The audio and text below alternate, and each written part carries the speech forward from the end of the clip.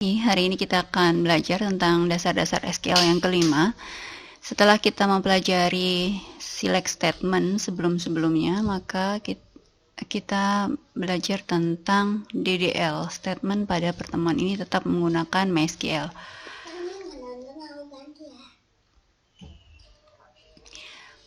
DDL adalah Data Definition Language. Di antara sintaks pada DDL antara lain adalah create database, drop database, create table, alter table, dan drop table. Nah, yang akan kita pelajari hari ini adalah kita mempelajari bagaimana mendefinisikan suatu database dengan perintah create database dan menghapusnya dengan menggunakan drop database. Kemudian kita juga akan belajar mendefinisikan suatu table, yaitu perintah create table, kemudian data type yang digunakan pada saat kita melakukan create table, lalu default definition pada saat kita membuat suatu table, dan constraint definition. Untuk perintah membuat database, kita membuat dengan menggunakan create database. Database ini adalah semacam direktori yang menyimpan kumpulan table atau bisa juga objek lain pada suatu basis data. Pada perintah create, kita menyebutkan nama database yang akan kita buat. Nama database harus dalam satu kata, tidak boleh ada spasi. Contohnya, misalkan kita membuat database dengan perintah create database Politeknik STMI Jakarta. Sebagai contohnya, kita bisa buka HDSQL, kemudian kita buka query.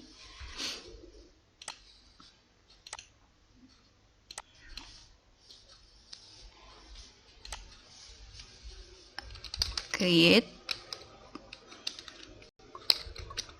database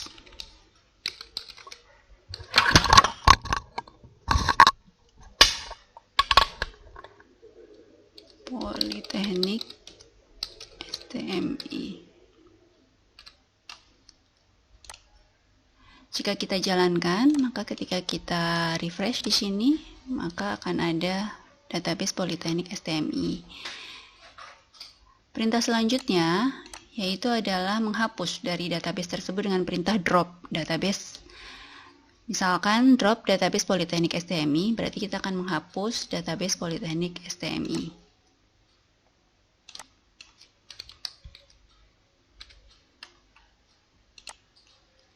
Ketika kita refresh, maka database Politeknik STMI Jakarta sudah tidak ada. Next, selanjutnya kita akan mendefinisikan table dengan perintah create. Perintah create untuk membuat suatu table ini terdiri dari perintah create table diikuti dengan nama table yang akan kita buat. Kemudian kita sebutkan kolom-kolom apa saja yang dimiliki oleh table tersebut. Berikut data type atau tipe data yang dimiliki oleh kolom tersebut. Nah, bicara tentang tipe data, secara garis besar, basis data di MySQL memiliki 3 macam tipe data, yaitu yang pertama adalah tipe data numerik atau angka, kemudian tipe data date and time, tanggal dan waktu, yang ketiga adalah tipe data string atau suatu kalimat. Tipe data yang umum digunakan di MySQL antara lain yang pertama adalah TinyIn atau tipe numerik ya, digunakan untuk menyimpan data bilangan bulat ukuran yang kecil. Kemudian in digunakan untuk menyimpan data bilangan bulat yang lebih besar dari TinyIn. Kemudian desimal digunakan untuk menyimpan bilangan pecahan dengan jumlah digit di belakang koma sebanyak X. Misalkan kalau L, X berarti di belakang komanya ini adalah X-nya. Date digunakan untuk menyimpan data tanggal. Char digunakan untuk menyimpan data string ukuran tetap. Kemudian varchar digunakan untuk menyimpan data string ukuran dynamic.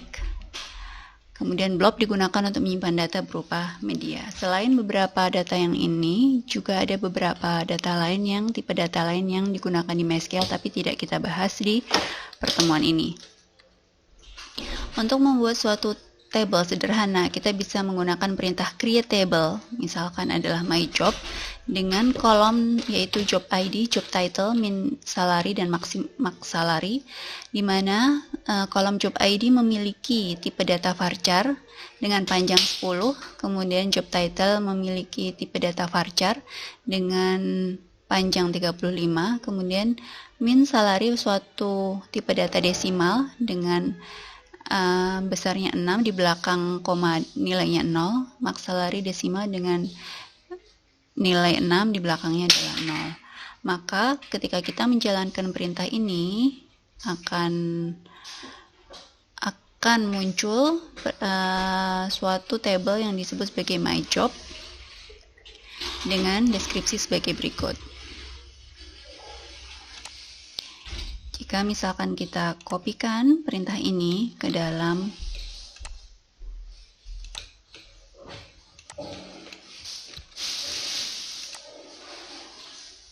maka di dalam tabel HR ini akan ada tabel my job. Tabel my job ini ketika kita deskripsikan,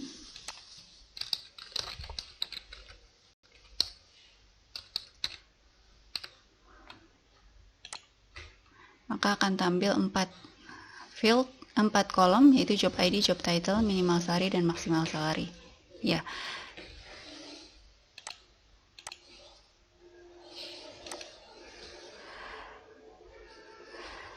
Kemudian kita akan membuat tabel dengan default.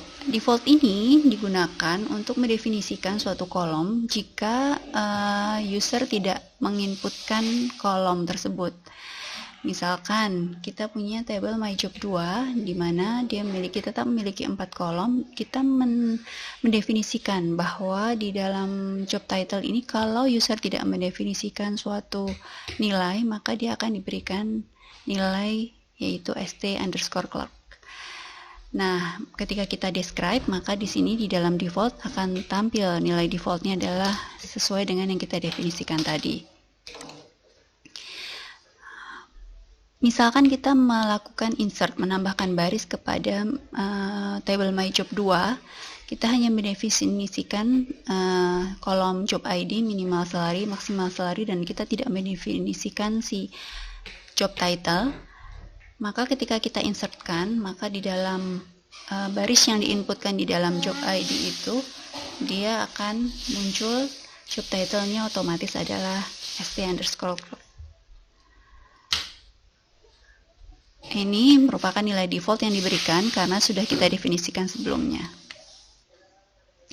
Nah, selanjutnya setelah kita membahas tentang tipe data dan tentang default, ada beberapa yang harus kita bahas, yaitu mengenai tentang constraint pada suatu table. Constraint atau batasan pada table digunakan untuk membatasi suatu nilai pada suatu kolom yang ada di dalam table. Nah, beberapa constraint yang ada di MySQL, yang pertama adalah not null. Not null ini digunakan untuk mendefinisikan bahwa suatu kolom tidak boleh berisi nilai null. Jika kita definisikan suatu kolom not null, maka kita berasumsi bahwa si kolom tersebut tidak boleh diisi dengan nilai null. Kemudian constraint unique digunakan untuk mendefinisikan suatu kolom yang tidak boleh ada nilai yang sama. Misalkan kolom email. Kolom email itu di antara mahasiswa tidak boleh ada yang sama. Kemudian constraint primary key adalah constraint yang digunakan untuk mendefinisikan bahwa suatu kolom itu merupakan primary key atau kunci di dalam suatu table. Jika dia merupakan primary key, maka dia tidak boleh bernilai null dan tidak boleh ada kolom yang sama di dalam table tersebut. Itu syarat dari primary key. Kemudian constraint foreign key mendefinisikan bahwa suatu nilai kolom yang nilainya merujuk pada kolom primary key pada table lain. Constraint ketiga adalah check. Check ini digunakan kalau kita ingin menginputkan suatu nilai pada suatu kolom, maka kita ingin si DBMS MySQL akan mengecek apakah nilai tersebut sesuai dengan batasan yang sudah kita berikan. Misal, contoh cek adalah bahwa suatu nilai tidak boleh negatif atau suatu nilai berkisar dari suatu nilai tertentu, maka nilai tersebut ketika diinputkan negatif maka akan ditolak oleh DBMS. Contoh not null constraint. Not null constraint, misalkan kita membuat suatu table my job 3, di dalam baris keduanya job title-nya adalah not null. Nah, maka ketika kita describe table my job 3, maka di kolom job title ini nullnya adalah no, artinya dia tidak boleh null. Misalkan ketika kita memasukkan suatu nilai pada suatu baris pada myjob 3 di mana baris kolom keduanya itu job title-nya kita isikan dengan nilai 0, maka akan tampil error. Kolom job title cannot be null. Jadi dia akan memberikan constraint bahwa ini tidak boleh diisi oleh nilai 0. Sehingga operasi yang dilakukan itu gagal. Constraint kedua adalah unique.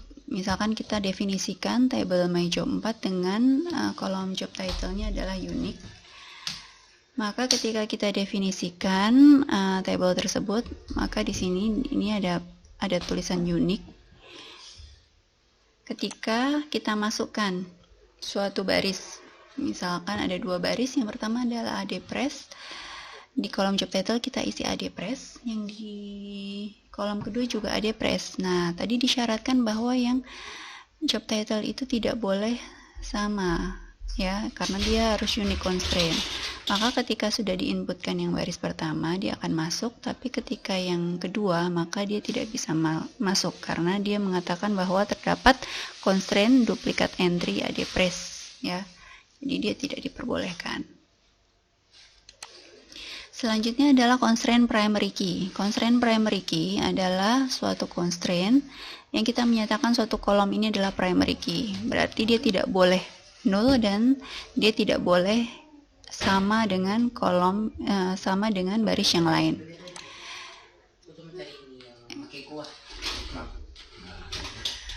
Nah, bisa juga ketika kita menyatakan suatu primary key tidak pada kolomnya tapi pada baris setelah penyebutan seluruh kolom. Misalkan constraint primary key job ID, berarti kita mendefinisikan bahwa primary key-nya adalah job ID di akhir pendefinisian table. Jadi bisa dua-duanya, ya. Bisa seperti ini, bisa juga seperti ini. Nah, bagaimana ketika suatu kolom didefinisikan dia memiliki primary key, memiliki status primary key? Maka ketika diinputkan pada suatu kolom itu dua baris yang pada nilai primary key-nya sama, maka yang baris kedua dia akan menyatakan bahwa dia akan duplicate entry for key 1. Jadi dia tidak boleh duplikat dan tidak boleh bernilai 0 untuk primary key. Selanjutnya adalah foreign key constraint. Foreign key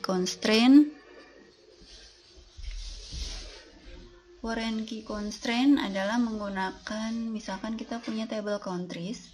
Di dalam table countries ada kolom country ID, country name, region ID. Di dalam region ID ini ada beberapa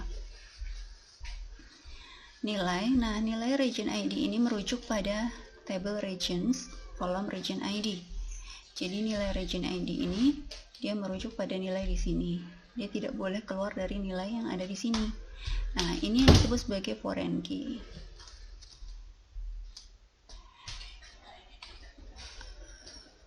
Jadi, nilai kolom region ID pada table countries merujuk pada nilai kolom region ID pada table regions. Nah, ketika kita mendefinisikan foreign key, maka kita menjamin bahwa nilai pada suatu kolom yang kita sebut sebagai primary key ini, dia tidak boleh di luar dari kolom yang dia rujuk. Cara menyatakan foreign key adalah create table, misalkan countries 2. Di bagian akhir setelah kita menyebutkan kolom-kolomnya, di bagian akhir kita sebutkan bahwa yang menjadi foreign key itu adalah kolom region ID. Dia foreign key ke table regions di kolom region ID.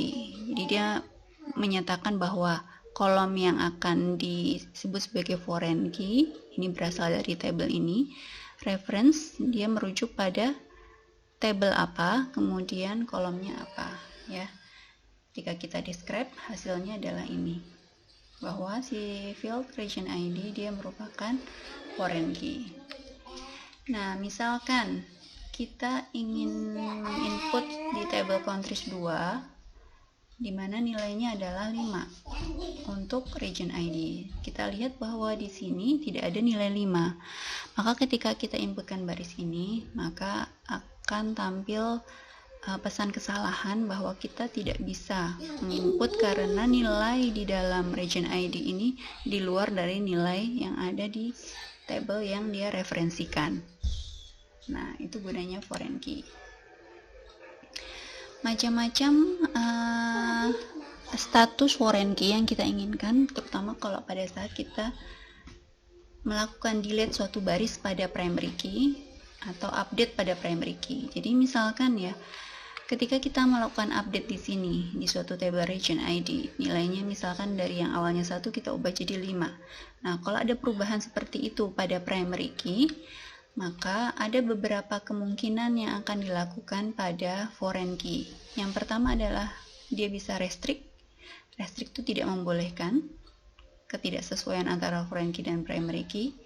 Kemudian constraint kebijakan yang kedua adalah cascade. Kalau cascade, maka kalau ada perubahan pada nilai primary key, maka nilai pada foreign key juga akan dirubah. Kalau primary key-nya di-delete, dia juga akan di-delete. Kemudian set null. Nah, kalau set null ini kebijakannya, kalau ada perubahan di primary key, maka kita akan mengnulkan nilai pada foreign key. Sedangkan yang terakhir adalah no action. Jadi kalau ada perubahan di primary key, maka dia tidak ada perubahan di foreign key, artinya foreign key-nya tetap. Nah, nilai ini bisa kita ubah. Pilihan kebijakan ini bisa kita ubah di pilihan on delete ya, atau on update. Bisa restrict, bisa cascade, bisa set null, bisa no action. Constraint terakhir adalah check. Check ini digunakan untuk melakukan pengecekan pada suatu kolom, misalkan kolom region ID. Nah, dia region ID kita inginkan bahwa nilainya tidak boleh lebih dari 4. Maka kita sebutkan bahwa constraint-nya si region ID ini tidak harus dia lebih kecil sama dengan 4. Ketika kita inputkan pada suatu table countries dengan region ID-nya adalah 10, maka dia akan mengeluarkan pesan kesalahan bahwa si constraint tadi ya, menjamin bahwa tidak boleh nilai ini masuk karena dia lebih besar dari 4. Itu. Jadi gunanya constraint adalah membatasi suatu nilai kolom agar sesuai dengan yang sudah dirancang. Demikian untuk hari ini, sampai ketemu lagi. Terima kasih.